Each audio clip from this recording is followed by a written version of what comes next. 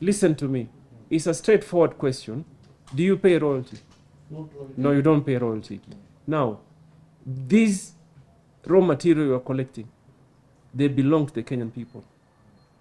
And they do get depleted. I keep repeating it. You know you've closed certain mines because you can't mine no more.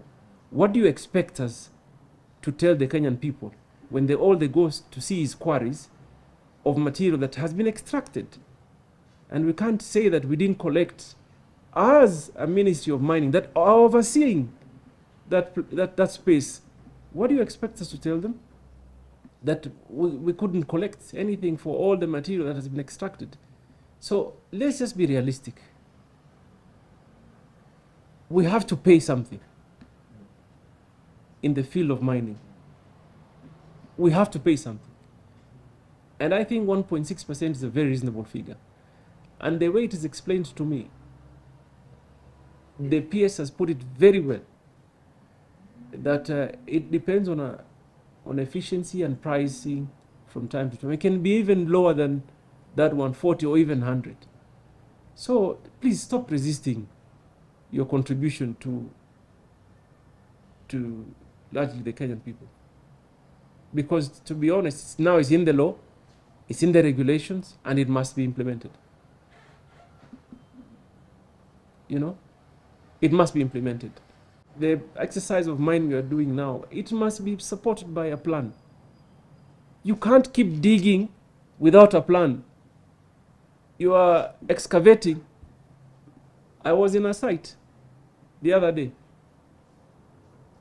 Yani mtu anachimba tu chini, goes further down without, you clearly can see there's absolutely no way they'll be able to rehabilitate. And you know what the law says? As much as it is possible, you bring it back to the status you found it. So if you go 20 meters wide, 100 meters, 20 meters deep, 30 meters deep, 100 meters wide, how are you ever going to be able to rehabilitate that? And then the worst case is that those quarries become dens of criminal activities.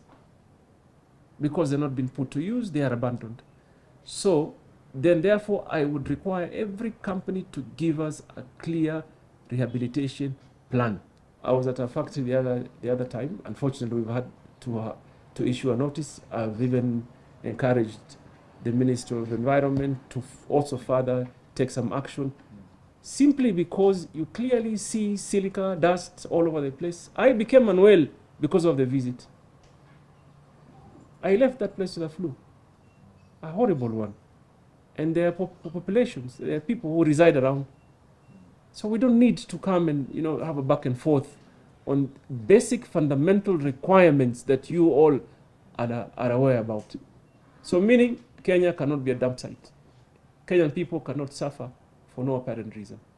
You invest, you follow the rule of law, both in terms of the regulations of mining and environmental. Then we'll be best of friends. You can come later and say, this one, we need to engage to make certain changes. I'll be more than happy to be your advocate. But for as long as we don't follow what is required of us today, then we may have a problem. All the compliances in terms of rehabilitation and everything has to be followed. All these quarterly reports which I'm hearing, the quarterly reports, the employment, the training, I think this is just a matter of now making sure that the industry follows it. So on that, I think there is no disagreement as far as what the ministry expects and what the cement subsector must do. In the Kenya, in whole East Africa, cement price is the lowest, and we want to continue with this lowest prices because, and for doing that, we need the support of the mining department because that is not only supporting to the affordable housing but also supporting the infrastructure of the country with the common person, and we want to continue with that agenda. Without mining, or those who are carrying out the business of mining, there should be no ministry for mining. So we are here to facilitate those who are carrying out business of mining, including the value addition to the product from mining. And therefore, the discussion that we are having is timely. We will adhere in terms of implementation, but if there are some bottlenecks, we can raise directly with your ministry, and then we see how we can address the concerns.